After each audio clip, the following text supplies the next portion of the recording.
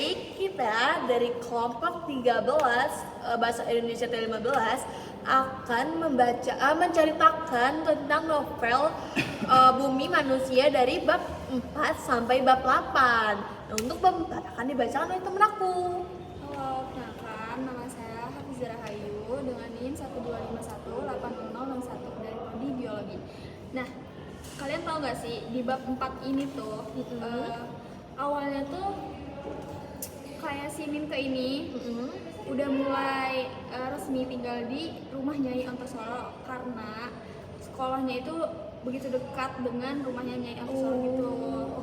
Nah, tapi di sini tuh Minke mulai merasa sadar kalau Nyai ini begitu baik sama dia, sampai dia tuh dikasih kamar, pokoknya diperlakukan tuh dengan baik banget sama Nyai Ontosoro ini.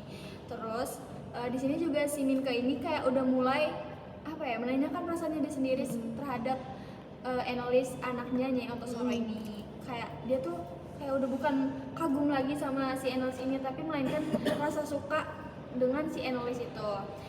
Karena setiap harinya itu Enolis ini selalu menemani si Minke belajar di kamar, ngobrol. Kayak si Enolis itu begitu baik banget sama si Minke gitu kan.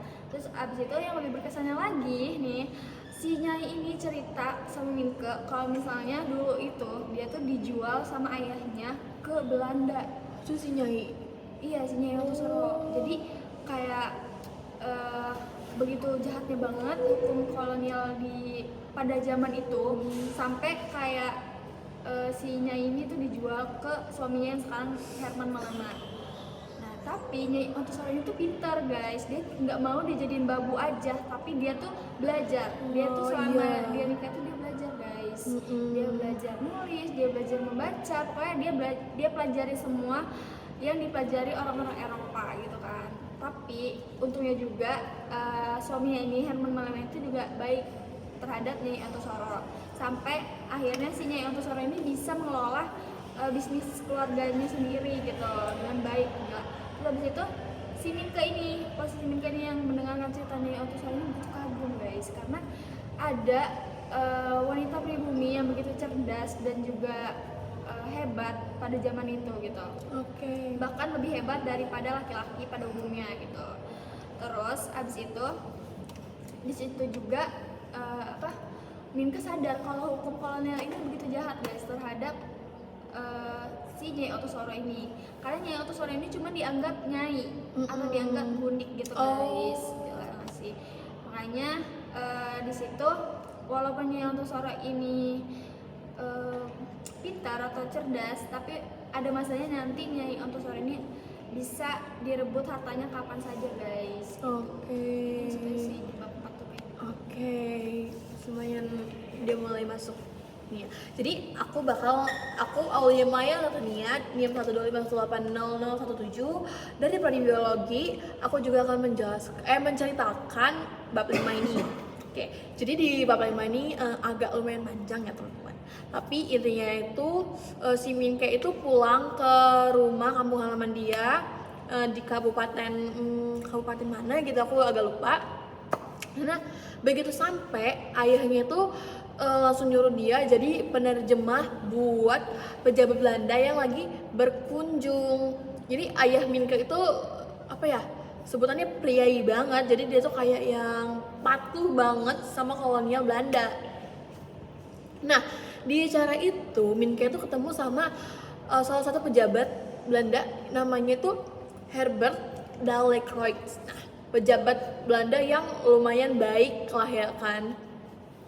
Jadi si pejabat Belanda itu suka banget sama cara Minke berpikir dan ngajak makan malam pada saat itu. Nah, dari situ Minke itu mulai merasa dihargai, tapi sekaligus dia tuh jadi makin sadar bahwa orang tuanya tuh kayak masih hidup di dalam bayang-bayang feodal gitu. Nah, jadi dia tuh balik lagi lah ya ke Surabaya, ke rumah si Nyai Ontosoro. Nah, begitu dia balik ke Surabaya sama perjalanan dia tuh kayak mulai diganggu gitu tuh.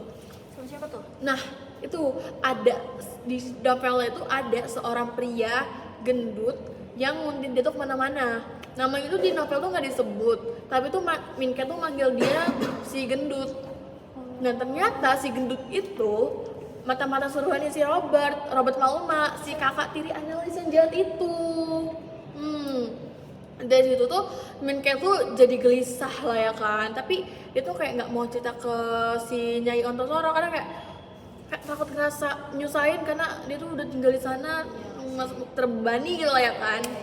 Nah di tengah kegalauan itu suatu malam Minke dan Analis tuh menghabiskan waktu berdua di kamarnya si Analis. Nah di situ perasaan mereka tuh mulai memuncak. Mereka berdua tuh di dalam kamar itu mulai saling confess teman-teman. Dia mulai kayak confess, mengakui aku suka kamu ini lah ya kan. Nah di malam itu juga Analis tiba-tiba nangis. Dia tuh gemeteran, dia tuh cerita kalau dulu dia tuh diperkosa sama Robert, kakak dirinya sendiri. Gila nggak sih? Jujur aku shock banget pas baca itu. Pokoknya di situ Minke posisinya tuh jadi kayak shock, diam, membatu, terus ekspresi dia tuh kayak pikiran dia tuh kayak marah, sedih, kayak kecewa, terus kayak dia tuh nggak bisa ngapa-ngapain, kayak pokoknya sedih, orang shock gitu loh ya kan. Nah di situ dia tuh cuma bisa memeluk Analis erat-erat. Nah dari sejak saat Analis cerita itu, si Minke itu bakal bersumpah dalam hati dia bakal lindungin Analis apapun yang terjadi. Gila, cintanya gede banget gak sih? Emang bucin parah sih. Nah untuk bab 6 nih bakal dibacain oleh Raya. Diceritakan oleh Raya. Immanuel. Oh Immanuel. Oke, sorry. Maaf ya. Immanuel. Oke, jadi di bab 6 ini mulai panas nih. Jadi si gendut itu mulai menguntit Minke makin menjadi-jadi. Suatu hari, dia mondar-mandir di depan pagarnya rumah Nyai Ontosoro. Si Darsam, supirnya kepercayaannya Nyai, yang terkenal setia dan pemberani, sudah tidak tahan. Darsam mulai mengambil parangnya. Dia mengejar-mengejar si gendut itu. Si gendut itu pun kabur terbirit-birit. Dan si Darsam terus mengejarnya sampai ke daerah kumuh di dekat pelabuhan. Dan di sanalah ada sebuah rumah bordel milik Baba Ajong. Darsam dan rombongannya yang ikut mengejar dan menemukan sesuatu yang mengerikan. Di salah satu kamar di belakang rumah bordel itu terbaring sosok mayat, laki-laki yang sudah membusuk. Bau menyengatnya, wajahnya tidak bisa dikenali lagi. Tapi dari pakaiannya dan perhiasannya, Nyai Ontosoro yang datang kemudian langsung pucat baru, dan disitulah dia mengenali bahwa itu adalah suaminya si Herman Malme. Oh, jadi yang membusuk itu tuh suaminya. Iya. Oh shit. Jadi ternyata selama berminggu-minggu dia itu menghilang dan bersembunyi di tempat pelacuran sambil mabuk-mabukan, dan akhirnya meninggal karena stroke. Oh, meninggalnya karena stroke, keren dibunuh.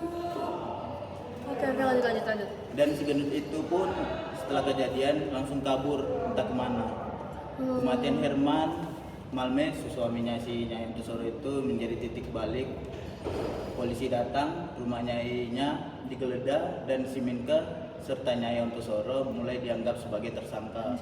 Apalagi si gendut sempat menyebarkan isu kalau si Minke itu dan Nyai yang meracuni si Herman itu, dan mulailah babak baru yang lebih berat lagi. Iya, jahat banget si gendut itu, Cok. Sampai nyebarin kayak gitu gak sih? Ini udah oke. Untuk lanjut bab 7 ini baru diceritain oleh si Raya. Makin seru gak sih? Oke, boleh Raya cerita. Di bab 7 ini semua berlangsung di meja hijau. Perkenalan dulu. Oh iya, Raya kan belum kenalan. Iya, boleh perkenalan dulu. Nama saya Raya Ramburabani, NIM 125440032. Wabi Saksi Pelabuhan. Nah, di bab 7 ini semuanya berlangsung di meja hijau. Minke dan Nyai Ontosoro itu dipanggil ke pengadilan Belanda. Jujur, semua prosedurnya pakai hukum Belanda yang sangat ribet atau diskriminatif. Minke berusaha membela diri. Namun dia menjelaskan kalau Herman Melian sudah lama sakit, sering mabuk dan matinya tidak wajar. Tapi persidangan bukan soal kebenaran, melainkan soal siapa yang punya kuasa. Di tengah sidang muncul Maurits Malema. Dia adalah anak sah Herman Malema dari istri sah dia di Belanda. Dia mengklaim bahwa pabrik susu Boderitz, Buitenzorg, rumah-rumah perkebunan, kebun dan semuanya milik ayahnya, bukan milik si Yaya Antasaro itu. Karena dia nih gundik gak sih? Heeh. Dia diiniin. Di mata hukum dia benar-benar tidak punya hak. Dia bahkan tidak diizinkan menjadi saksi yang sah karena statusnya hanya seorang nyai. Minka melihat semua ini dengan mata kepalanya sendiri. Hukum kolonial hanya untuk melindungi orang Belanda dan menghasilkan pribumi yang beradil. Untuk bab 8 diteruskan oleh teman saya. Oke. Udah Ya. mulai kompleks nih, udah mulai Seru masuk banget gak kompleks sih? gak sih? Oke, boleh lah bab 8 Lagi diceritain. panas-panasnya nih. Boleh Jadi ceritain. dengerin terus. Jadi bab 8 ini akan aku ceritakan kembali sesuai yang aku ingat ya. Perkenalkan, nama aku Tria Amanda Putri Saragi dan dengan NIM 125260136 dari Prodi Farmasi. Jadi di bab 8 ini ceritanya makin sedih guys. Setelah persidangan berakhir, Maurits menang mutlak, sementara semua harta dari Nyai Antasaro ini disita. Bahkan rumah mewah yang dulu jadi tempat Minka belajar dan bercinta dengan Annelies ini juga disita.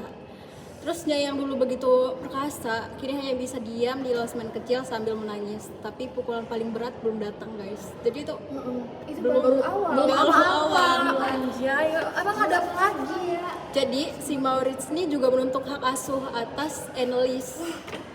Alasannya itu karena Annelies adalah anak Herman Melema. Karena tadi kan ibunya ini, si Nyai Antasaro ini hanya seorang nyai ya, yang dianggap gundik. Oh, hak asuhnya direbut.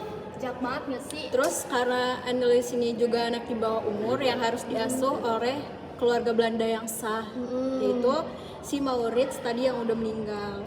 Padahal Minka dan Annelies ini sudah menikah loh secara Islam di depan penghulu, tapi hukum Belanda nggak mengakui pernikahan antara mereka berdua.